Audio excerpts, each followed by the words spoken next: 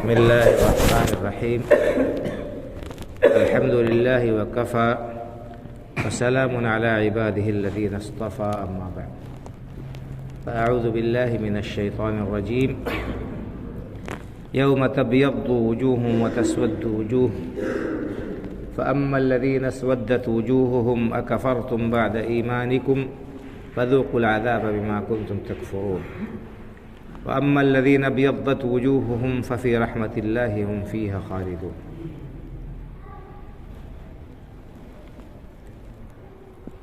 ایک تھکا دینے والے انتظار کے بعد آج جامعہ کا ششماہی امتحان شروع ہوا اور اللہ کے فضل و کرم سے آج کا پہلا دن بہت ہی اطمینان کے ساتھ مکمل ہوا. اللہ تعالی ہمارے عزیز طلبہ اور طالبات کو اس امتحان میں بھی اور آگے بھی تمام امتحانات میں اعلیٰ نمبرات سے کامیابی عطا کرے اور ان کو ہر میدان میں کامیابیوں سے نوازے. آمین. محترم حضرات اور عزیز طلبہ، امتحان کا لفظ ایک گھبرا دینے والا اور الجھن میں ڈال دینے والا لفظ ہے. انسان امتحان کے نام سے گھبراتا ہے. خاص طور سے جو لوگ لاپرواہی برتتے ہیں اور پڑھنے میں، مطالعے اور مذاکرے میں، تیاری میں پیچھے رہتے ہیں اور اپنا وقت لہو و لعب میں گوائے رہتے ہیں، ان کو امتحان کے لیے بہت ہی پریشانی اور کٹھنائی جھیلنی پڑتی ہے. ان کے لیے امتحان کا ایک ایک دن بلکہ ایک ایک گھڑی بہت ہی بھاری ہوتی. امتحان کے دنوں میں بہت سے طلباء کھانا پینا چھوڑ دیتے ہیں، رات کی نیند قربان کر دیتے ہیں، اور جب تک امتحان ختم نہ ہو جائے اس وقت تک انہیں چین و سکون نہیں ملتا ہے. اس کے بعد بھی دھڑکا لگا رہتا ہے کہ پتہ نہیں پاس ہوں گے نہیں پاس ہوں گے. بہرحال دنیا کا یہ امتحان وقتی اور عارضی امتحان ہے. اس میں کامیابی اور ناکامی یہ کوئی بہت اہمیت کی حامل نہیں ہے. دنیا کے امتحان میں انسان کامیاب ہو جائے گا، اسے کوئی نوکری مل جائے گی، کسی اچھی جگہ اس کی پوسٹنگ ہو جائے گی، اس کو اس کی وجہ سے، اس کی ڈگری کی وجہ سے دو پیسے ہاتھ میں آنے لگیں گے. تو اس دنیا کی چند روزہ زندگی میں کامیابی حاصل کرنے کے لیے ہم اتنی محنت کرتے ہیں، کوشش کرتے ہیں، اور جب امتحان کا اعلان ہو جاتا ہے اسی وقت سے ہماری الجھنیں اور پریشانیاں بڑھنے لگتی ہیں. لیکن عزیزو، ہمیں یہاں پر آخرت کا جو امتحان ہے اس کو یاد رکھنا چاہیے. اصلی مقصد میرا یہی بتا رہا ہے. آخرت کا امتحان کتنا مشکل ہوگا، اور اس میں حقیقت میں کامیاب ہونے والا جو انسان ہوگا، جو کامیاب ہونے والا انسان ہوگا وہ حقیقی معنوں میں کامیاب ہوگا، اور اس امتحان میں جو ناکام ہو گیا وہ حقیقی معنوں میں ناکام ہے. دنیا کے امتحان میں انسان ایک بار ناکام ہوتا ہے، دوبارہ اس کو موقع مل سکتا ہے، دوبارہ اس کے لیے گنجائش ہے، کوشش کر کے وہ کامیابی حاصل کر لیتا ہے.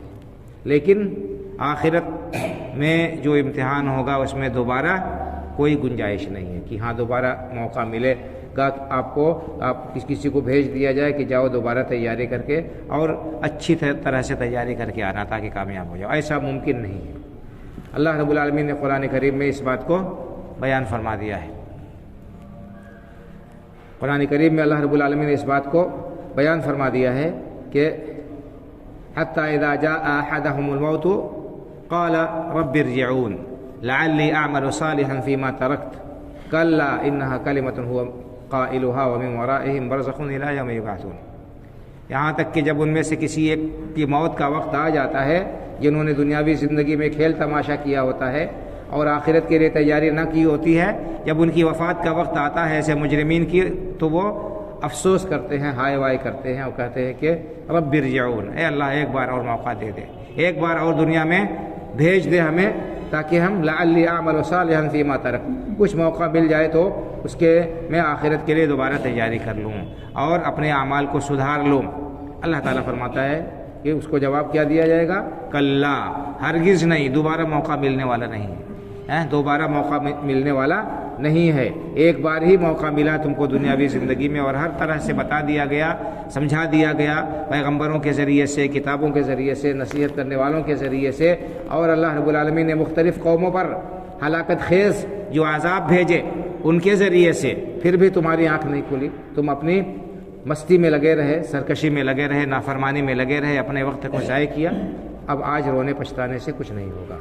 اور اللہ رب العالمین نے قیامت کی منظر کشی کی ہے اس آیت کریمہ میں جو میں نے آپ کے سامنے پڑھی، یوم تبیض وجوہ وتسود وجوہ، جس دن بہت سارے چہرے کھلے ہوئے ہوں گے، روشن ہوں گے، چمکدار ہوں گے، اور کچھ چہرے وہ سیاہ ہوں گے، ان کے چہروں پر ہوائیاں اڑ رہی ہوں گی، ان کا منہ کالا ہوا ہوگا۔ وتسود وجوہ فاما الذین اسودت وجوہہم اکفرتم بعد ایمانکم، جو لوگ جن کے چہرے کالے ہوں گے ان سے کیا کہا جائے گا؟ ان کو ڈانٹا جائے گا، کہا جائے گا کہ کیا تم نے دنیاوی زندگی میں ایمان لانے کے بعد کفر کیا تھا، اللہ کے احکام کو توڑ دیا تھا، نافرمانی کی تھی، اس کے احکام سے بغاوت کی تھی، تو آج تمہیں اس کے تمہارے ان بدعمالیوں کا بدلہ ملے گا۔ واما الذین ابیضت وجوہہم ففی رحمت اللہ، اور جن کے چہرے روشن ہوں گے، جن کے چہرے چمکدار ہوں گے، وہ اللہ کی رحمت میں ہوں گے اور اس میں ہمیشہ رہیں گے۔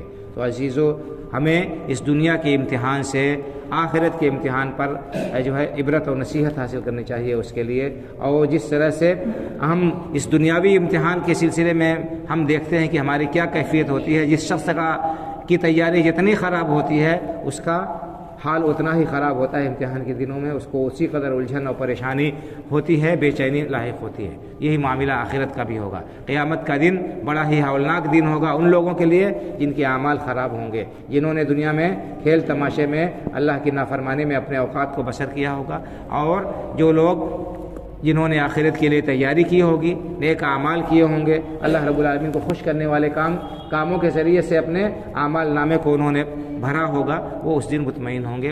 وہ دن ان کے لیے کوئی پریشانی اور گراں دن نہیں ہوگا، پریشانی والا دن نہیں ہوگا۔ جیسے دنیا کے امتحان میں انسان جب تیاری پورے طور پر کیے رہتا ہے تو اس کو دلی اطمینان رہتا ہے، چلو انشاءاللہ پاس ہو جائیں گے، کامیاب ہو جائیں گے۔ تو بہرحال ہمیں چاہیے کہ ہم دنیا میں کامیابی کے لیے جس طرح محنت اور کوشش کرتے ہیں، اسی طرح سے اس سے زیادہ فکر آخرت کے امتحان میں کامیابی کے لیے کرے۔ یہ موقع ہے عبرت اور نصیحت حاصل کرنے کا، سوچنے کا، غور و فکر کرنے کا۔ اللہ رب العالمین سے دعا ہے کہ اللہ تعالی ہم تمام لوگوں کو اپنے فضل و کرم کے سائے میں رہتے ہوئے ہر قسم کی ناکامی سے اور شرمندگی سے محفوظ رکھے، دنیا اور آخرت دونوں جگہ ہمارے چہرے روشن کرے، ہمیں کامیابیوں سے نوازے، اپنی رحمت کے سائے میں جگہ دے، آمین۔ وآخر دعوانا الحمدللہ رب العالمین، وصلی اللہ علی نبینا محمد وعلی آلہ وصحبہ اجمعین، والسلام علیکم ورحمۃ اللہ وبرکاتہ۔